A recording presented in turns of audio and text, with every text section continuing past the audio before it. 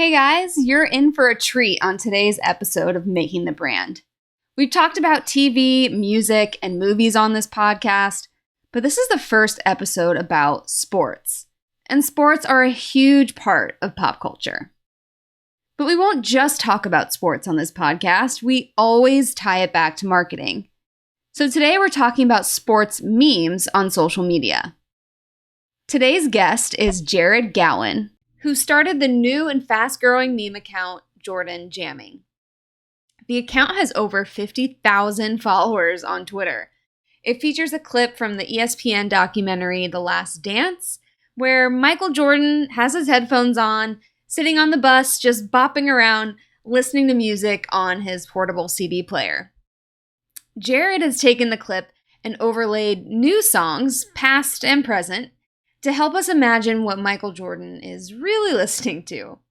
Of course, my personal favorite is I Want It That Way. I had to reach out to Jared after I saw that. So please join me in welcoming him as he explains the story behind the idea and what we can learn from meme culture.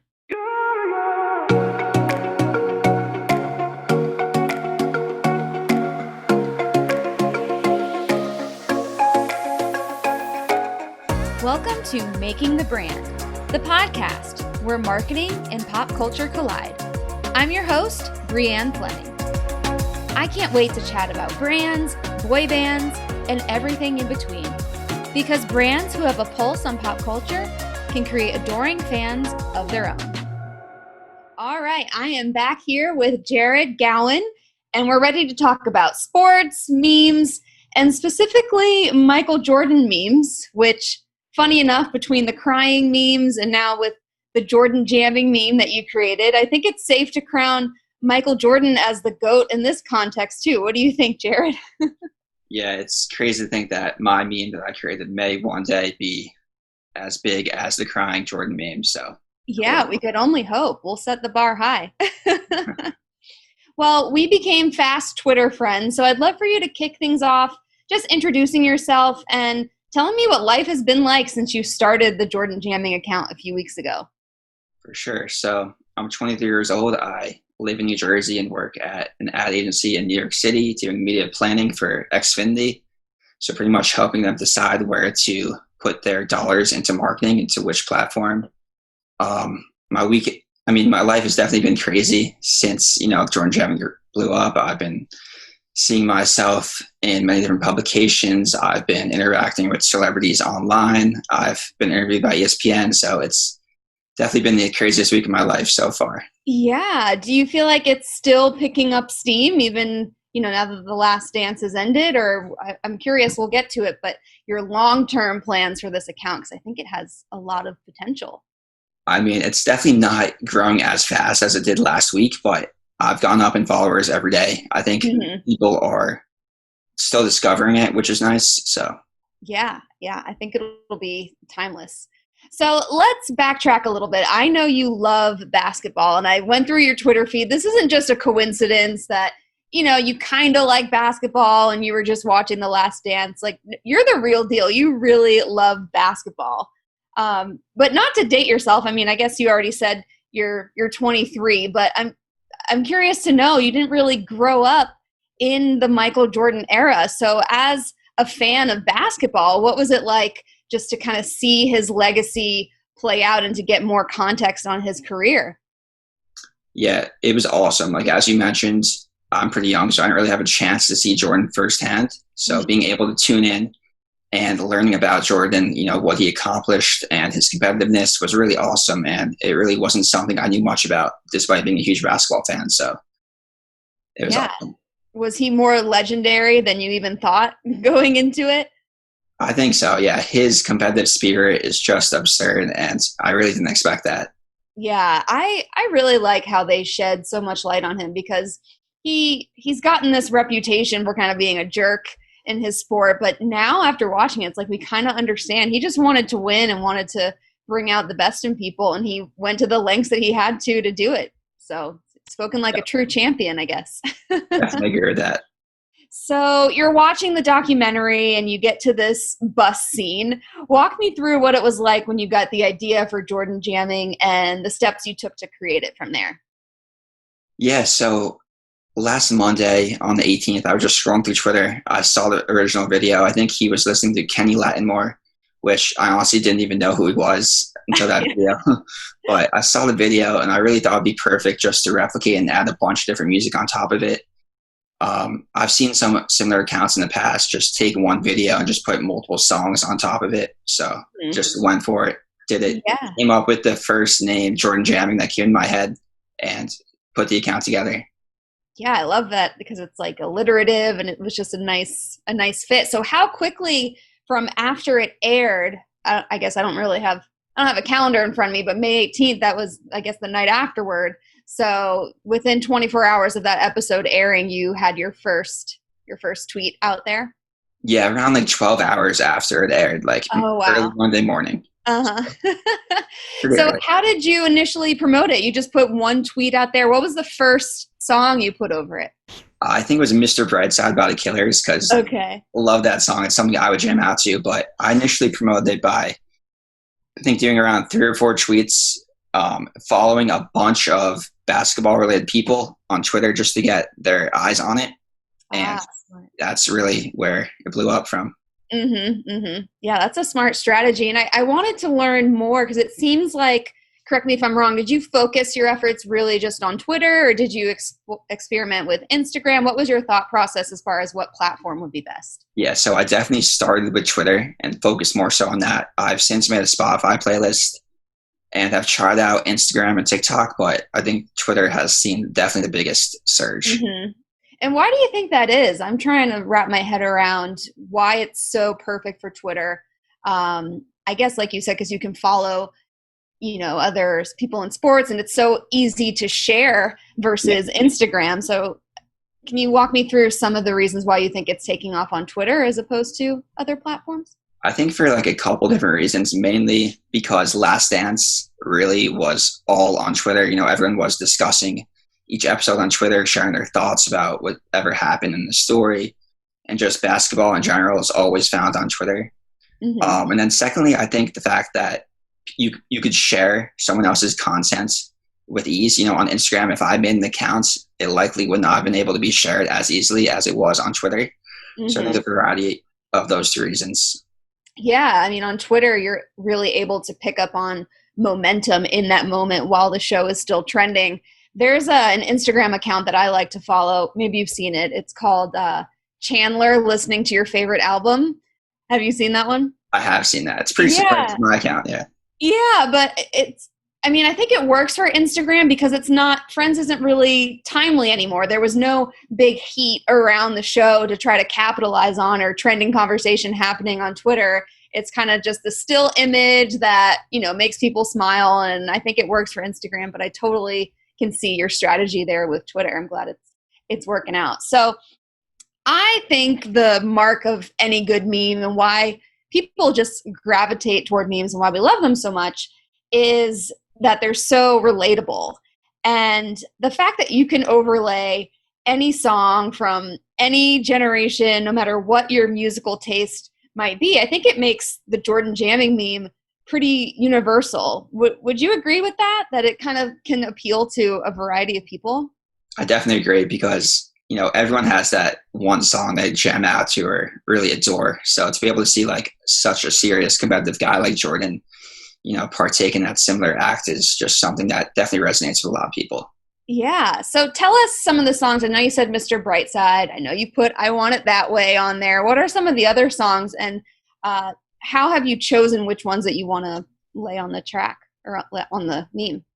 Yep. I've done, I think, 50 or so songs so far, but I think the most popular ones were Unwritten by Natasha Bedingfield, 1,000 Miles, Vanessa Carlton, and the Office theme song. So I've tried to do songs that I think that are universally loved and a lot of people would relate to. I think those songs are so interesting because aside from the Office theme songs, but the other two are pretty much like one-hit wonders that, kind of took over the world at one point and reached their peak, and now it's kind of cool to see their resurgence. I'm trying to think if there's any other one-hit wonders that would be good. Maybe Mambo number 5. Do you know that one? Number 5 would be good. Yeah. Also, with Call Me Maybe, which I think would qualify. Oh, yes, that would be golden. Yeah.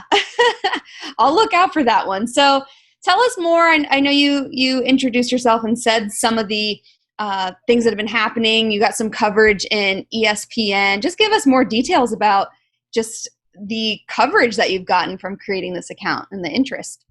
Yeah, it's been crazy. I've seen like my name in various publications that I read on a daily basis, which has been absurd. I've seen my name in like a Spanish publication as well, so that's awesome.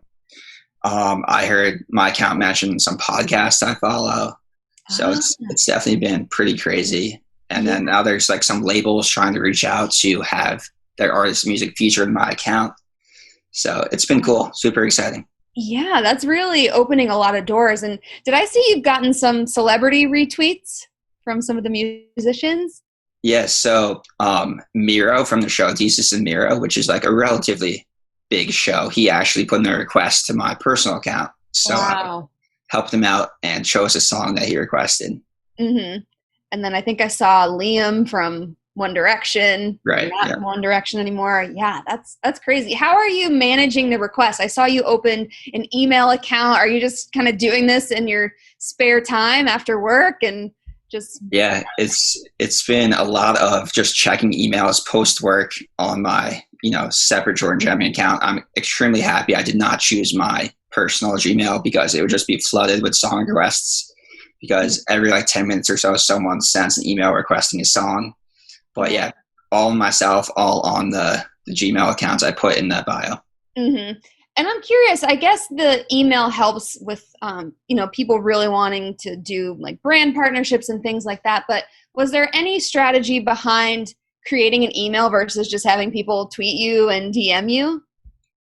Yeah, I mean, I think the Gmail that I created was purposely created for partnerships with labels or interview requests or anything business related. But, obviously people go to that to send in their requests. But I think tweeting my account would be beneficial for a song request because that would help bring other people to the account.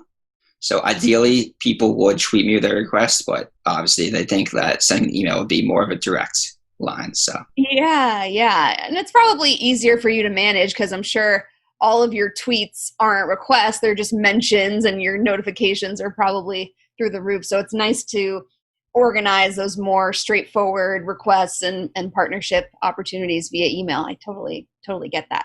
So, okay, I love that you have a marketing background too. It's like your two favorite things came together, marketing and basketball. So let's talk about memes in general from a marketing standpoint. When it comes to a brand's social media content, what are the benefits of memes in your opinion? I think memes allow companies to come off as authentic and more of like a friend rather than a professional organization. So I think that's definitely a top thing that comes to mind when doing memes on professional accounts. Mm-hmm. Yeah, it's really humanizing. And I think we want to feel like brands are our friends and they're not up in this ivory tower all the time. I loved the DiGiorno tweet, which I'm sure you saw during The Last Dance, about their delivery pizza during that scene. It's little things like that makes us, more attracted to brands, because they're not just selling. They're actually, they feel like one of us. So that's really cool. Yeah, they definitely allow like people to feel relatable to companies. Yeah, and it shows their brand personalities. So it's clear that brands should be creating more memes. So what tips would you give to a company that wants to incorporate more memes into their content and their strategy? I think being authentic is definitely the number one thing. You shouldn't really get involved in the meme unless it relates to your accounts. I think DiGiorno is a perfect example. Like pizza was a big part of the storyline, so they had the opportunity to bring up delivery pizza. But like if it doesn't really relate to your company, I'm not sure it's the best idea to get involved.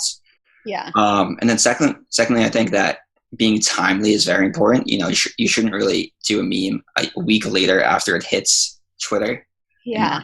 So I think being timely and being original and authentic would definitely be the two biggest things. Yeah. And because timing is so important, it's as if it's riskier almost, because brands will feel this pressure to jump on a trend or a conversation while it's still hot. And sometimes it feels forced, or they didn't think it through all the way, and it can kind of go sideways. So it's really, I wish it was more of a science, but I think it's not always black and white. There's a lot of gray area as far as what's going to take off, what's going to work, or what will even sit well with people. So is there a brand that you think does a really good job creating memes?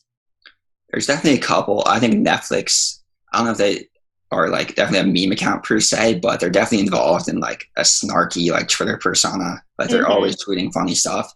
And I don't know if that's because like most of the content on Twitter relates to their shows, or they're just a good Twitter account in general. But I think that they really make an effort to come off as authentic and a friend and not a brand. Yeah, and I love that example because I think Netflix has a leg up a little bit because their shows become part of pop culture. So it gives them an easy foot in the door to contribute to pop culture conversations and to just have fun with it and to, act like a fan of the shows and the movies that they're talking about versus trying to sell people on them. I think that's a great example.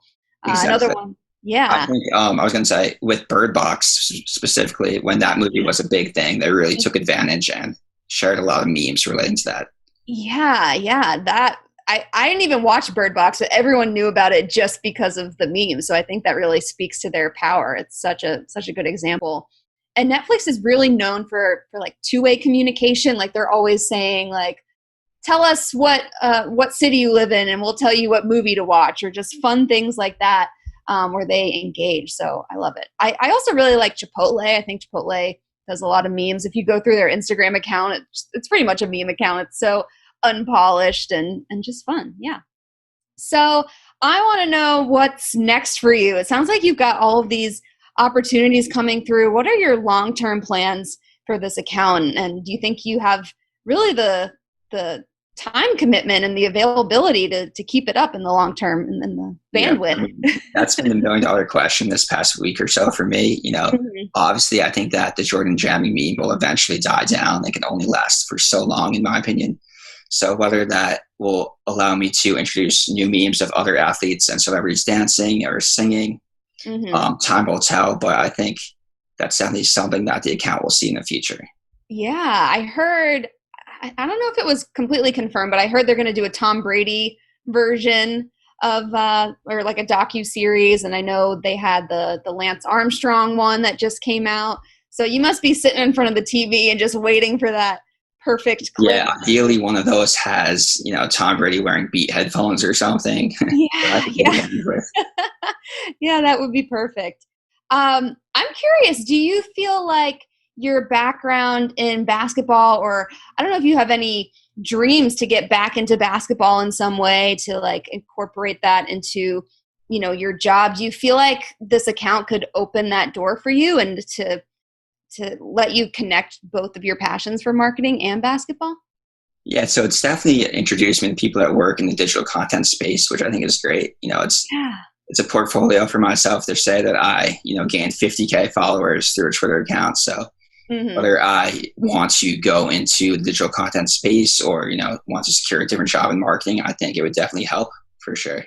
Yeah. I mean, 2020 is wild. I mean, for a number of reasons, but for the fact that this is something that you could put on your resume. Like, I feel like 5, even 10 years ago, people would have laughed at millennials and been like, what are you doing? Like, go get a real job. Like, this isn't going to do anything for you. But now this is what brands want to see in the marketing space, is that you can create community and that you recognize opportunities like this. So my hat goes off to you. That's really awesome that you saw this opportunity and built upon it, and that it's still growing. I'm a huge fan. Appreciate that. Yeah. So now the last question, I have to ask it: Michael Jordan or LeBron? I'm going to say LeBron. I think that's because I'm young, but LeBron has been in the championship pretty much like every year of my life. Well, not every year, but like I think it was 8 years in a row, which is like almost half of my life, or a third of my life. Yeah. So I'm going to go with LeBron. Okay. Any other reasons? I guess just comparing their game. What are your thoughts on? Yeah, I mean, I guess seeing Last Dance definitely opened up my eyes to like how dominant Jordan was and how competitive he was as a player. So yeah, his mentality. But I think my hat goes to LeBron. Yeah. I love that. I mean, I I grew up, I was pretty young. I was born in 1989. But I pretty much grew up in the Jordan era. My brother is a basketball fanatic. In fact, he's a high school coach now. So kind of like through osmosis, I already kind of knew everything that would be going on with Jordan. And I also live in South Florida. So we had LeBron for a couple years with our championship. So I have love in my heart for both of them. They're both just such amazing athletes. And I'm looking forward to the day that we get a LeBron documentary. So Yeah, I mean, with social media nowadays, I don't think it would be as great as The Last Dance, but yeah, that definitely would be cool to see. well, that's the biggest thing that blew me away about The Last Dance, or one of the biggest, was just the footage that they had. I couldn't believe just that he documented everything. And I'm hoping that, I'm sure LeBron is doing that in some way, or all these mega athletes have their own entourage of camera crews and just documenting their lives for content's sake. So we'll see. Yeah, it was definitely smart that they had it in the locker room, the footage. Yeah. Yes. All right. Well, I'm so happy for you. I'm going to be continuing to follow along on the account and retweeting every chance I get. Is there anything else you want to add just about this experience and the future of the meet? Definitely been a crazy experience. Give Jordan Jamming a follow on Twitter. Hopefully some new content will be on the way soon. Yeah, I think I'll DM you some requests. Willing to listen for sure. Yeah, thank you so much. This has been a blast, and I'm so happy that we finally got some sports content on this podcast, because I always talk about music and TV and movies. So thank you for helping us diversify a bit. Of course, thank you for having me on. I really appreciate it. Of course, thank you. If you're a fan of this podcast, be sure to subscribe, or better yet, leave a review. You can also join our Facebook group called Making the Brand Groupies for real-time pop culture discussions you can actually learn from. As always, thanks for listening.